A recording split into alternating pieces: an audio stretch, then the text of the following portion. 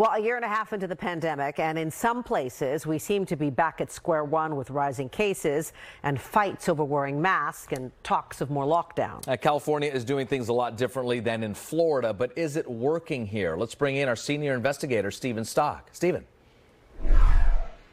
We track daily per capita case and death rates all over the country, and we found some interesting comparisons, especially between California and Florida, two warm weather states that approach the fight against COVID very differently. It just doesn't make sense for us to continue masking these kids. They don't care about other people's health. They don't care about other people's safety.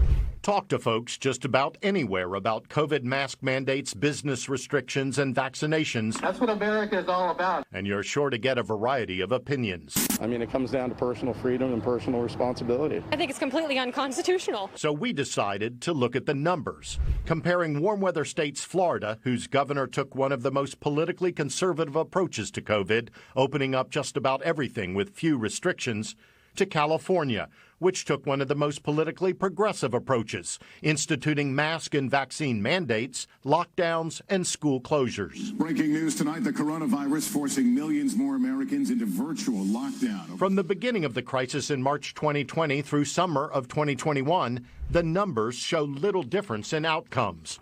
Per capita case and death rates over a 7-day average, while rising and falling at different times, more or less reflected each other, no matter which state you lived in. So I think there's a lot of different, of course, variables. Dr. Erica Pan is California's state epidemiologist, whose office looks at the same data we did to see how policy and approach affected outcomes and what might be learned to better prepare for the next pandemic. I think that's exactly what we're trying to understand right now as well. We are working with both partners directly and trying to monitor all these different surveys that happen across the state and across the country. But then suddenly in July, it all changed.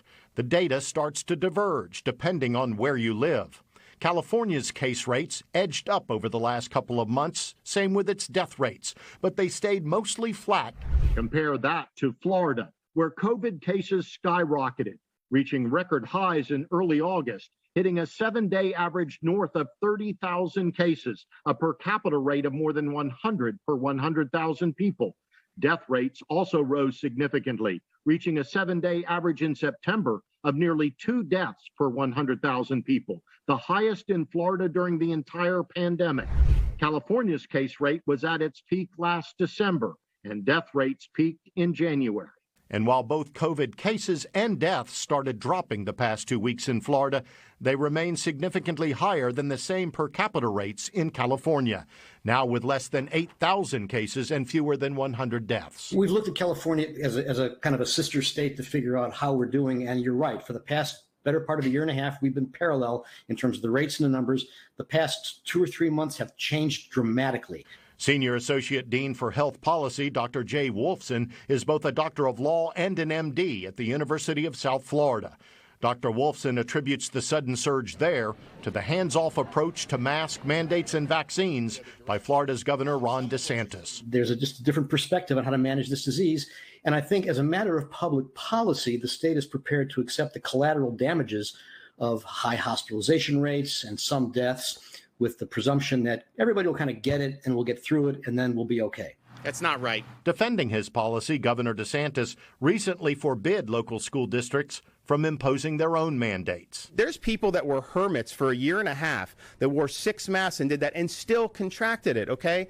So let's just be real here. It's true that there were criticisms of California. Maybe there were too many lockdowns and Florida not enough, but they were kind of evening out. The game changer, UCSF's Dr. Monica Gandhi says, came when the data show vaccination rates in California went up consistently higher and earlier than Florida's. So when Delta hit, we had higher levels of immunity in our population, and what that did was it blunted the cases. And that, Dr. Gandhi says, shows policy, while not perfect, can mitigate the impact of a disease. What did we do in California that was different?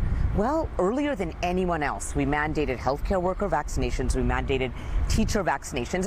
Both Dr. Gandhi and Dr. Wolfson say that could change the way both political and health leaders strategize to combat not only COVID now, but future pandemics as well. Policy does matter, and setting the right tone is what really makes the difference. Essentially, the policies that were so divergent in Florida and California were around requiring vaccinations. He's been really clear, and that difference, I think, is a huge policy implication.